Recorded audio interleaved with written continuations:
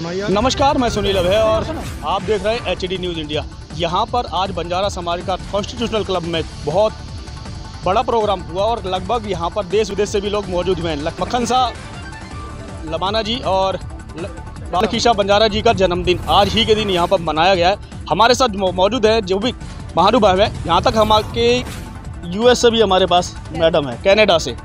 इन्हीं से जानेंगे कि आखिर इस मौके पर इनकी उपस्थिति किस तरीके से मौजूद है और समाज को या क्या संदेश देना चाहेंगी। पहले तो आप अपना परिचय दे दें। Hello, my name is Sandeep Kaur ji. मैं कनाडा से हूँ और मैं आई हूँ यहाँ पे अपनी धरती को जीने के लिए, अपने लोगों को जीने के लिए ना। तो आज जिस तरीके से आप जन्मदिन पर मौजूद हैं, क्या लगता है कि आपको समाज को क्या संदेश देना चाहेंगे, क्या ज़रूरत है आज समाज के लिए? बस मैं समाज को यही बोलूँगी, इंसानों को यही बोलूँगी कि गुट्टों में मत बांटो। जो खुद से कर सकते हैं अपनी ज़िंदगी से थोड़ा सा हिस्सा अपने समाज को ज़रूर दो। वो ज़िंदगी ये है कि ये हर अपने लिए तो सारे जी लेते हैं, पर अपने समाज के लिए थोड़ा सा टाइम निकाल के जो भी थोड़ा बहुत कर सकता है उसको ज़रूर करो ना। जैसे कि हम ब्लेम करते हैं, सरकारें ये नहीं करती, वो MLA ये नहीं करते, मंत्री ये नहीं कर रहे हैं, वो नहीं कर रहे हैं, वो मत करो। अपना गांव, अपना शहर, जो उसके लिए भी जहां भी अपने लोगों के लिए आप कुछ कर सकते हो उसको ज़रूर करो ना। जैसे कि हम कुछ करना चाहते हैं अपने समाज के लिए, आप बोलते हैं कि हमारे कम्युनिटी के लिए ये चीज़ें कम है, उसकी लिस्ट बनाओ, उसके फंड इकट्ठा करो और उन चीज़ों को करो। ये मत बोलो कि 75 साल निकल गए हैं, हमारा ये बुत नहीं लगा, वहाँ पे हमारी सड़क का नाम नहीं रखा गया, हमें ये लड़ना है, हमें वो लड़ना है। लड़ना नहीं है, मिल के काम करने हैं। जो कमियाँ रह गई हैं हमारे समाज में, जो हमारी कम्युनिटी में हम जिसमें जी रहे हैं, हम बोलते हैं कि हम जी बाबा मक्खन शाह लबाना जी से हैं, हम बंजारा जी से हैं, उसको लेके उन्होंने एक इतिहास रचा था। हमने क्या किया? हमने कुछ नहीं किया, हम बातें कर रहे हैं जी। सो हर इंसान जो एक अच्छा इंसान है वो अगर करना चाहता है तो हम अपने समाज के लिए थोड़ी थोड़ी ज़िंदगी का थोड़ा थोड़ा हिस्सा अपना समाज को भी दें, अपने घर को भी दें।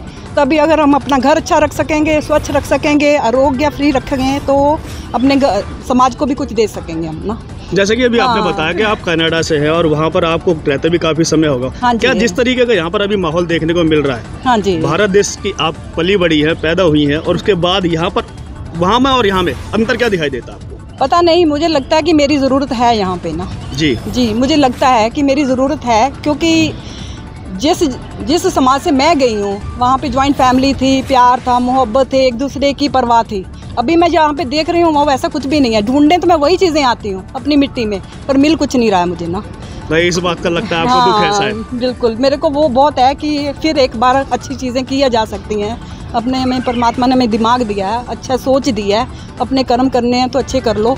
अपने समाज के लिए अपने जो भी कर सकते हैं हम अच्छा करें ना। अपनी बेटियों के लिए, जैसे अभी कुछ बेटी को कुछ हो गया है तो फिर माँ बाप के पास आ जाती है, भाइयों के पास आ जाती है। क्यों भाई?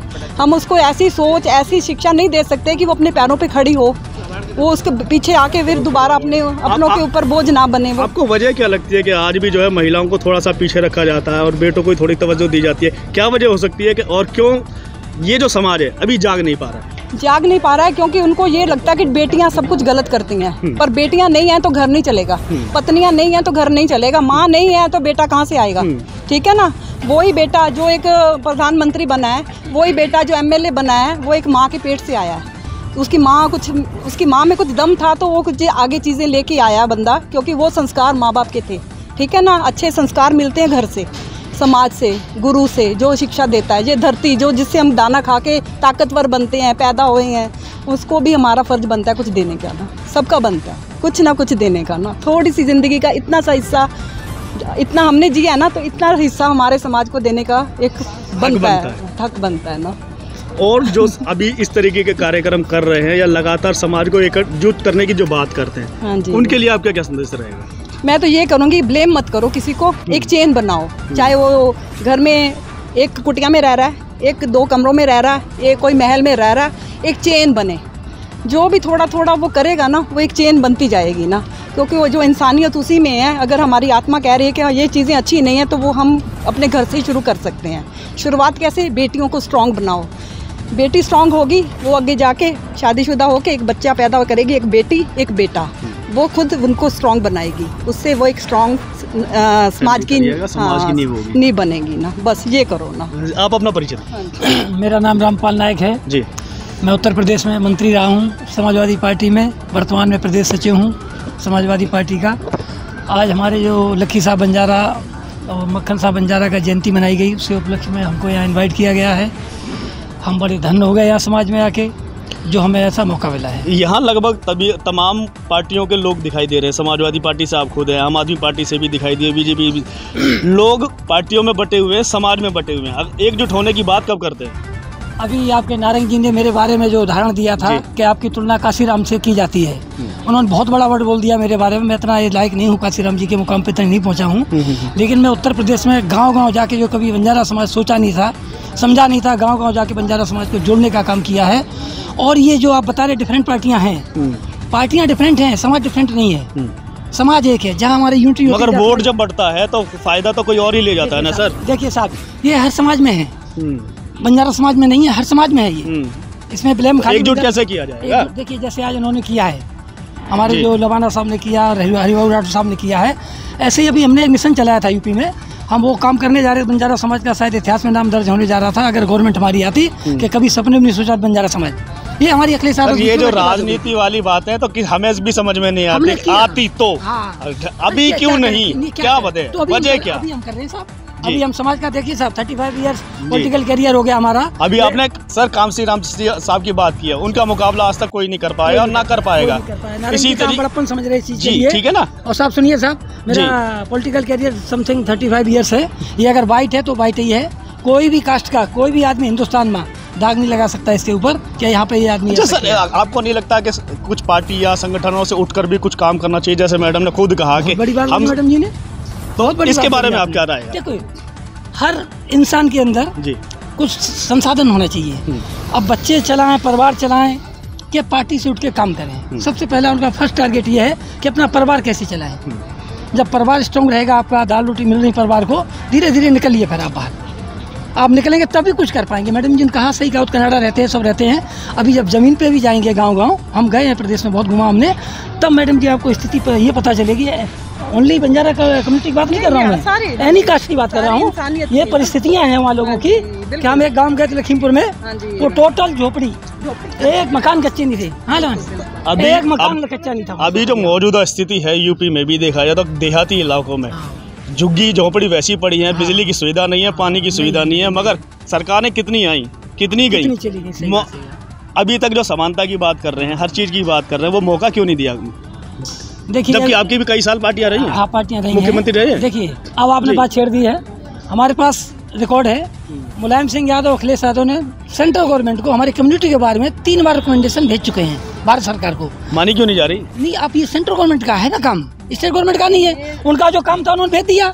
भेजने के बाद रिक्वेस्ट किया गवर्नमेंट को कि ये जाति ऐसी है, बहुत कमजोर जाति है, इसको जो है सम्मिलित एसटी में किया जाए, और ये ताकि ये नीचे से जमीन से आगे उठे। अभी साहब ने जिस तरीके से बात की, आपका क्या मानना है कि ये बातें ठीक है या नहीं? कहीं कुछ गुमराह करने वाली बात हो रही है? एक गांव है, उसमें एक बड़ी सी कोठी बना लेते हैं हम, बड़ा सा घर बना लेते हैं, उसके सामने पानी खड़ा हुआ है, ठीक है ना। वो हमारा फर्ज बनता है कि हमारे सामने वाले जो घर के आगे से रास्ता निकल रहा है उसको कैसे साफ करें। एक जो क्या बोलते हैं पंजाबी में छप्पड़ बोलते हैं, उसमें मच्छर पैदा हो रहा है, उसको हम क्लीन नहीं करते हैं, उसको हम उसमें किनारों पे फूल नहीं लगाते हैं, पौधे नहीं लगाते हैं, वो उसको पानी को साफ करके हम बैठने लायक बना दें उस जगह को। रोते रहते हैं, डेंगू फैल गया, मच्छर फैल गया, मलेरिया हो गया, सालों साल हम रोते हैं। पर उस गांव में हम एक ऐसी जगह नहीं बनाते जहाँ पे बुजुर्ग बैठ सकें, बच्चे बैठ सकें, औरतें शाम को बैठ सकें, मिल के बैठ के एक मीटिंग बात कर सकें। इस बात को आप कमी किसकी मानते हैं कि किसकी कमी है, समाज की या पार्टियों की या अन्य किसी संगठन की? ये सारी हमारी कमजोरियाँ हैं, क्योंकि हम या तो सरकार के आगे प्रॉपर डिमांड नहीं करते हैं। हम अपने जो चीज़ें हैं ये छोटी छोटी गाँव की हम सरकार के पास लेके नहीं जाते हैं, आपस में ही घुलते रहते हैं। स्टेजों पे आगे बोल दिया, यहाँ पे कोई नहीं सुन रहा है, कोई नहीं सुन रहा है। जब तक इसका समाधान कैसे होगा? पार्लियामेंट से आ जाओ, लेटर लिखो प्रधानमंत्री जी को, अपने जो गांव का बताओ, ये मेरा गांव है, ये हमारा गांव है, ये हमारे देश का एक गांव है जिसमें हम ये सफ़र कर रहे हैं, हमें ये चीज़ें चाहिए, ठीक है ना। फंड्स होते हैं, निकालते हैं, हर गांव के लिए वो कुछ ना कुछ निकालते हैं, पर हमें ये नहीं पता कि हमारे हक क्या हैं। हम मांगते नहीं हैं और वो देते नहीं हैं, वो बीच में ही खाए जाते हैं। आज भी भारत में लगभग 70% लोग अनपढ़ हैं, तो हक कैसे मांगेंगे? हक मांगने के लिए तो लोग बाग विश्वास करते हैं नेताओं पर, पार्षदों पर, और वही उनकी बातें नहीं कर पाते। हक के लिए ना पढ़ाई की जरूरत नहीं है, जब रोटी पेट में नहीं ना होती, हक बाहर आ जाते हैं। वेरी गुड, ठीक है ना। हक सारी चीज़ें बाहर आती हैं। जब घर में एक बंदा बीमार पड़ा है मलेरिया से, अपना आपका अपना बच्चा, आपकी बेटी, आपका पत्नी, अपनी माँ, तो वो हक सारे बाहर आ जाते हैं। पर हम उसकी दवाई ले आते हैं। आपको लगता है कि हक मांगना नहीं चाहिए, छीन लेना चाहिए। खड़े होना चाहिए अपने लिए, वेरी गुड। अपने देश के लिए, अपने गांव के लिए खड़ेंगे तभी अपने देश के लिए खड़ेंगे, अपने लोगों के लिए खड़ेंगे तभी वो हमारे को हक मिलेंगे। तो ये थे, आपने तमाम लोगों से बातचीत की और मैडम ने जो बात कही है कि हक कभी भी मांगने से नहीं मिलता, छीनना पड़ता है। अगर आपको अपने हक और हुकूक की ज़रूरत है तो आपको संविधान का सहारा भी लेना पड़ेगा और अपने हक के लिए लड़ाई भी लड़नी पड़ेगी, तभी जाकर के आप अपने हक का अधिकार प्राप्त कर सकते हैं। सभी लोग हमारे साथ मौजूद हैं और जिस तरीके से जन्म जयंती मनाई जा रही है इसके लिए हम शुभकामनाएं भी देंगे आप सबको, और हमारे चैनल के माध्यम से सभी के लिए आशीर्वाद भी है।